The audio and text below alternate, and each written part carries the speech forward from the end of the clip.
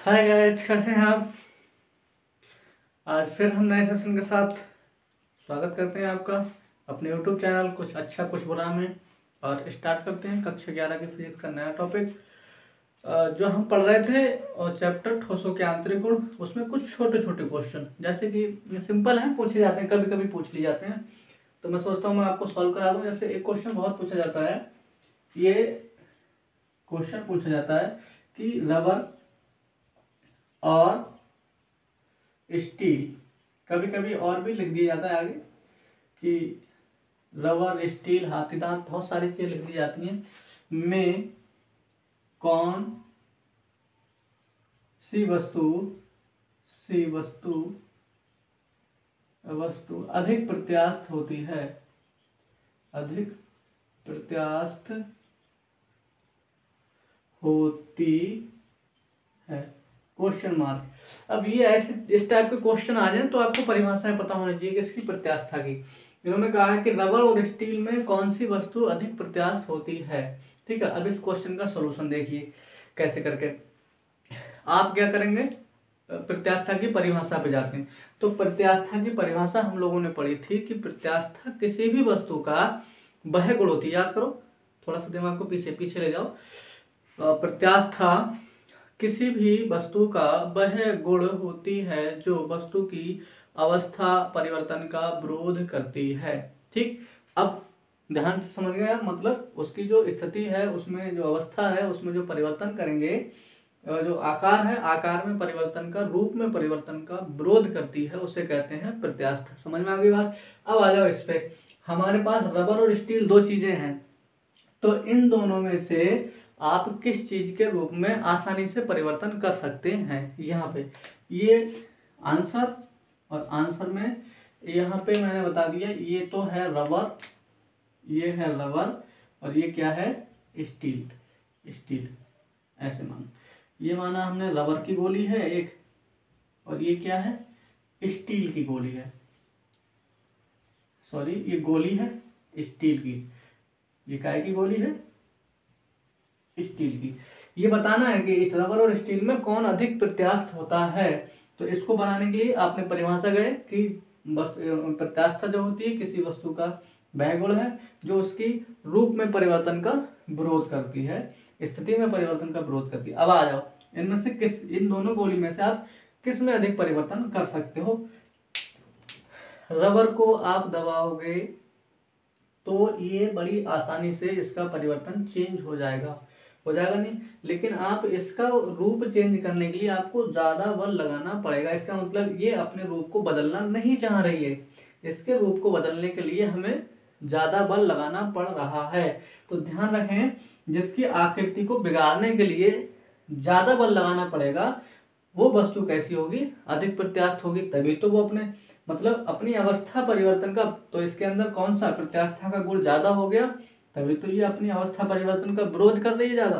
तो सिंपल सी ऐसी परिभाषाएं हो तो आप ध्यान करें, जो चीज जिसकी आकृति बिगाड़ने पे हमें ज्यादा आकृति को खराब करने के लिए ज्यादा बल लगाना पड़ेगा वो होगी अधिक प्रत्यास्थ, और जिसकी आकृति को बिगाड़ने के लिए कम बल लगाना होगा तो वो हो जाएगी कम प्रत्यास्थ वस्तु। तो इसमें इन दोनों में हमें पता लग गया कौन अधिक प्रत्यास्थ है और कम कम। तो इसमें स्टील जो होती है वो ज्यादा प्रत्यास्थ होती है, और रबर कैसी होती है, कम प्रत्यास्थ वस्तु होती है। समझ में आ गया। नेक्स्ट हम आगे चलते हैं अगले क्वेश्चन की ओर। लिखा हुआ है अगला क्वेश्चन, समझ में आ गया। बता सकते हो आप कि कौन अधिक प्रत्यास्थ होता है। सीधी सी चीजें, जिससे आसानी से दबा दो वो कम प्रत्यास्थ है, और जिससे ज्यादा बल लगाना पड़ेगा दबाने के लिए या उसका रूप बदलने के लिए वो है ज्यादा प्रत्यास्थ। अब कितनी भी चीजें हो पकड़ लेना।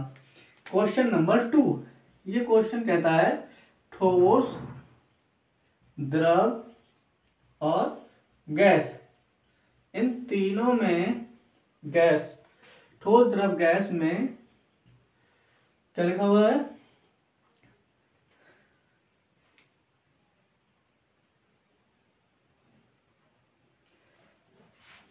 ठोस द्रव गैस में सबसे अधिक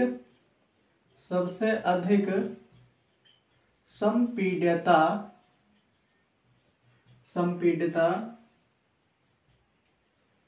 किसकी होती है, क्वेश्चन मार्क। ये तीन चीजें हैं, ठोस, द्रव और गैस।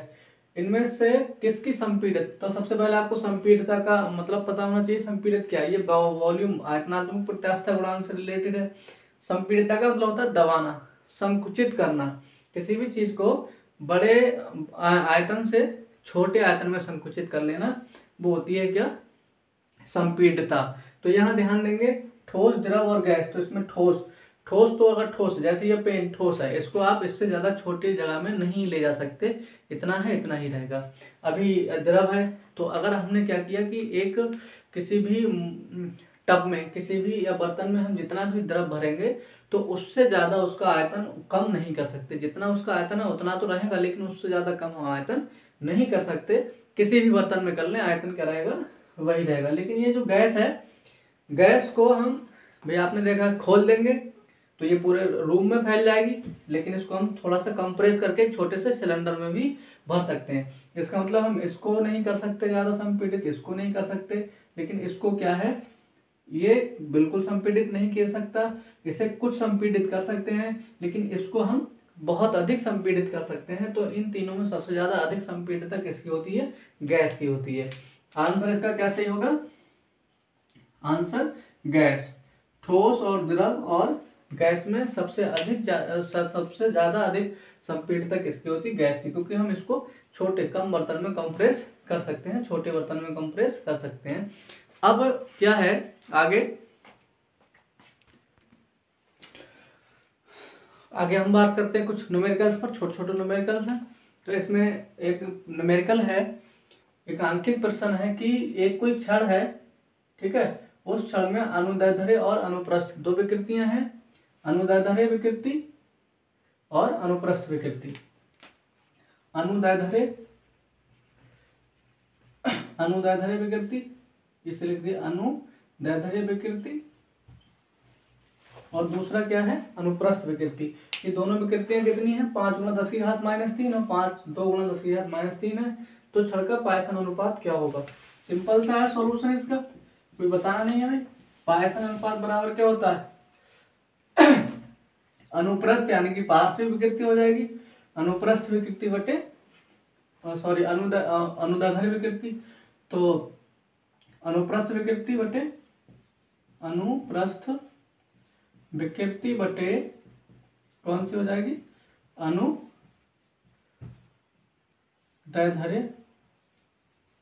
विकृति।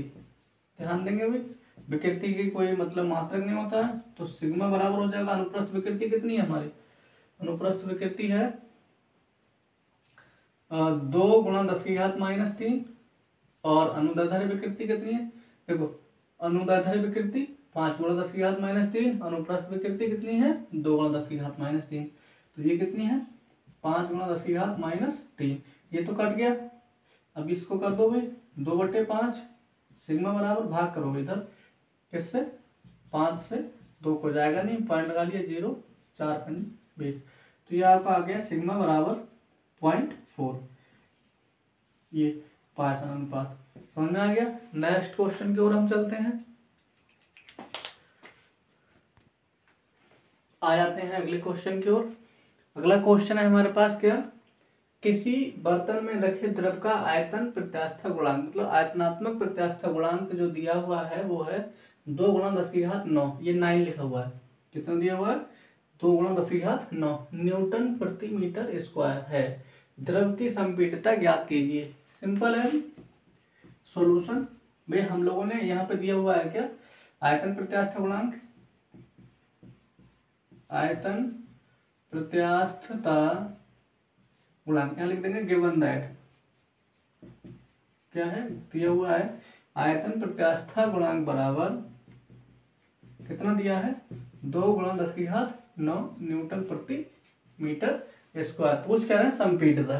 तो हम लोगों ने पढ़ा है क्या, सरल है ना, संपीड़ितता बराबर क्या पढ़ा था, संपीड़ितता क्या होती है, ये आयतन प्रत्यास्था गुणांक की उल्टी होती है।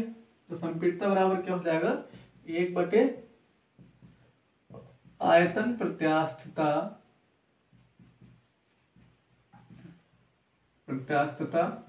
गुणांक। हम लोगों ने ये पढ़ा था ना कि संपीड़ितता क्या होती है, वो आयतन प्रत्यास्थ गुणांक के उल्टी होती है, व्युत्क्रमानुपाती होती है। तो अब ध्यान देंगे, व्युत्क्रम का मतलब होता है एक चीज ऊपर होगी तो दूसरी चीज नीचे होगी। ये ऊपर है, ये नीचे है, तो 1 आयतन प्रत्यास्थ गुणांक कितना है, आयतन प्रत्यास्थ गुणांक कितना है 2 गुणा 10⁹। ठीक, अब क्या हो जाएगा ये हो जाएगा 1/2। ये पावर यहाँ पे कैसी है, प्लस की, ऊपर जाके काय की हो जाएगी माइनस की, 10⁻⁻⁹। भाग करोगे इधर, किससे 2 से भाग करेंगे, 1 को नहीं जाएगा, 0.0, 2 पंजे 10, तो कितना आया 0.5 गुणा 10⁻⁻⁹।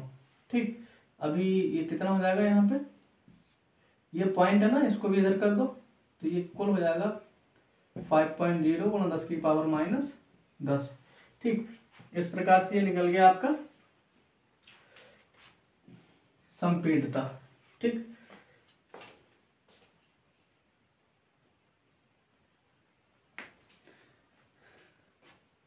इसका ये हाँ नीचे रह जाएगा क्या, न्यूटन प्रति मीटर स्क्वायर, ये कितना है न्यूटन प्रति मीटर स्क्वायर, इससे उल्टा हो जाएगा क्या मीटर स्क्वायर प्रति न्यूटन।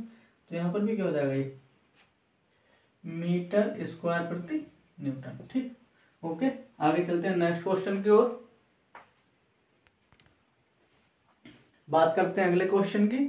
अगला क्वेश्चन देखिए बोर्ड पर लिखा हुआ है, यहाँ पे आपको ध्यान देना है कि ये क्वेश्चन कहता क्या है। फिजिक्स का न्यूमेरिकल हल करने का सबसे सिंपल तरीका ये है, पहले जो दिया है उसको लिख लो, फिर क्या रिक्वायरमेंट कर रहा है वो देख लो। ठीक है, तो हम यहाँ पे आ जाते हैं। यहाँ पे हमने देखा क्या, ये क्वेश्चन लिखता है एक तार में, बहुत भी मतलब कहेंगे शांतिपूर्ण तरीके से और बहुत ही ध्यान से पहले सवाल को हम पढ़ते हैं। एक तार में 2 गुणा 10⁻⁴ रेखीय विकृति, ये यहाँ पे लिखा हुआ रेखीय विकृति, ये इसका मतलब क्या होता है अनुदैर्ध्य विकृति, एक रेखा में। ठीक है, 2 गुणा 10⁻⁴ रेखीय विकृति उत्पन्न करने से 2.4 गुणा 10⁷ न्यूटन प्रति मीटर स्क्वायर का प्रतिबल उत्पन्न होता है।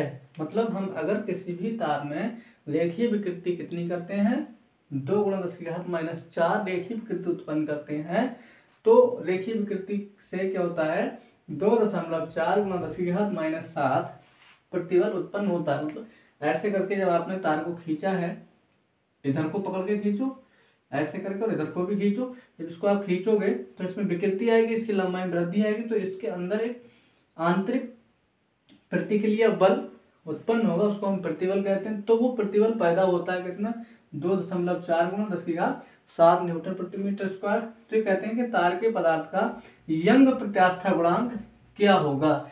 हम लोगों ने पहले देखेंगे क्या दिया है, सॉल्यूशन में जाएंगे और सॉल्यूशन में क्या दिया हुआ है लगाएंगे, गिवन दैट दिया है, क्या दिया है भैया, जो दिया है वो लिख लो, अपने घर से नहीं लिखना है। तो इसमें दिया है क्या रेखीय विकृति, यानी कि अनुदैर्ध्य विकृति कह दो, रेखीय दिया है तो रेखीय लिख लो, ये है रेखीय विकृति बराबर कितना दिया है 2 गुणा 10⁻⁴। और क्या दिया है प्रतिबल उत्पन्न, प्रतिबल ये कितना दिया है 2.4 गुणा 10⁻⁷।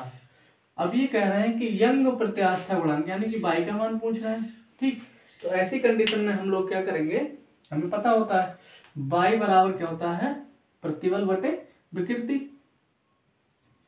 प्रतिबल बटे रेखीय विकृति, अनुदैर्ध्य विकृति, अनुदैर्ध्य प्रतिबल कह देंगे। ठीक है, तो यहाँ पे रेखीय विकृति और रेखीय विकृति है, सिंपल सा है बिल्कुल।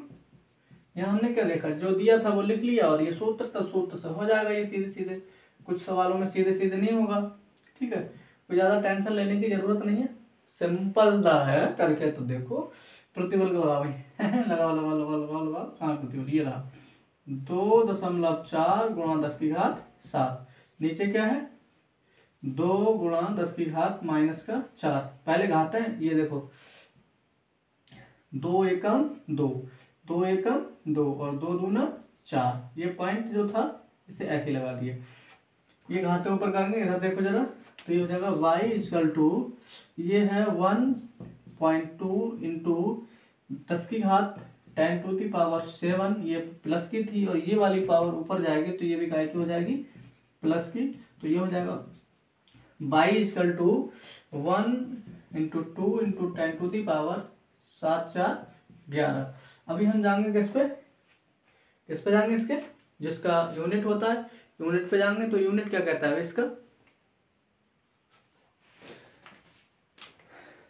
यूनिट बल का क्या होता है, न्यूटन प्रति मीटर स्क्वायर, न्यूटन प्रति मीटर स्क्वायर, ठीक है।